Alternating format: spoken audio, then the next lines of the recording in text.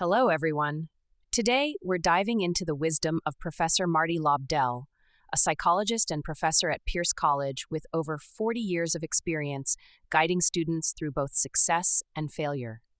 Throughout his career, he's been on a mission to uncover how we can study less but learn more effectively. I recently watched one of his fascinating talks on YouTube called Study Less, Study Smart, and I'm excited to share my top 5 lessons from it with you today. Let's jump right in and discover how to make studying easier and more productive. Don't study for too long. So, how long do you think you can study and actually stay productive? An hour? Maybe 2? It's different for everyone, but here's a quick way to figure out your attention span. Start reading or studying, and keep track of when your mind starts to wander or when you find yourself rereading paragraphs because nothing is sticking. That's your limit. According to the University of Michigan, most people can concentrate effectively for around 25 minutes. Beyond that, your brain starts to get tired and the quality of learning drops. So instead of pushing through, take a quick break and recharge. Just 5 minutes is enough to keep you fresh and productive. Don't study in your room. Have you noticed how certain places make you feel a certain way? For example, maybe you don't feel hungry until you see food on the table. That's because your brain picks up on signals from your surroundings and responds automatically. Your bed, for instance, signals relaxation and sleep. So if you study on your bed, your brain may start winding down rather than focusing. To avoid this, set up a dedicated study space where your brain learns it's time to focus and learn. If you don't have a separate study area, try this trick. Get a study lamp. Use it only while studying, and when you're ready to focus, turn it on to signal your brain it's time to learn. Then when you're done, turn it off. This simple routine helps keep your focus sharp over time. Don't worry too much about facts. As students, we usually have to learn 2 main things: facts and concepts. A fact is something straightforward like Sigmund Freud is the father of psychoanalysis. But understanding why he's considered the father of psychoanalysis and what that means, that's a concept. And while facts can be memorized, concepts require deeper understanding. So instead of just reading facts repeatedly, try explaining concepts in your own words. Active engagement is key to making information stick. Don't study alone.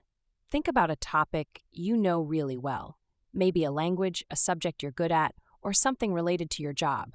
Now imagine explaining it to a friend who's unfamiliar with it. You might find yourself thinking, how can they not get this? It's so easy. This is called the curse of knowledge. When we know something well, we assume it's easy for everyone else. Studying in groups helps overcome this. Your classmates are learning the same concepts as you, so they can explain things in a way that's relatable and clear. Plus, teaching others is one of the best ways to truly understand something yourself. And if no one's around, don't worry. Teach a chair if you have to. It still works. Don't highlight your textbooks. Highlighting can make you feel like you're remembering everything, but in reality, it mostly aids recognition, not true understanding. For real learning, try Professor Lobdell's 5-step process instead. Survey, question, read, recite, and review. Here's how it goes. First, organize your study materials. Survey your textbook or notes by glancing over the headings, images, and captions. This way, you get an overall idea of the content before diving into details. Then, as you scan, start asking questions. What's this section about?